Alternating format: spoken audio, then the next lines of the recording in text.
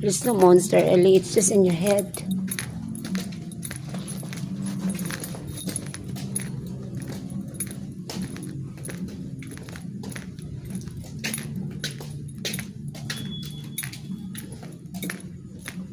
Show me your beautiful face, Ellie. Oh, you have a messy hair.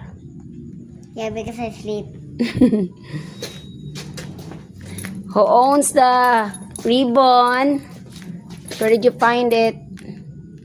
Show me the ribbon. Who's the owner of this? Ellie just found this in the lobby. Next to a classroom. From the grade 8 Darwin. Yeah. Grade 8 Darwin students. But it was just in the floor. Yeah, see, that's corridor. So you get that. So like this. I was asleep. It's really nice. The ribbon fits to you. You're like a princess, Ellie.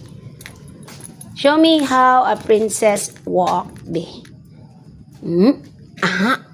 Wearing a pink umbrella with her cute ribbon. Letter is full. In her City Central Elementary School ribbon. Uniform.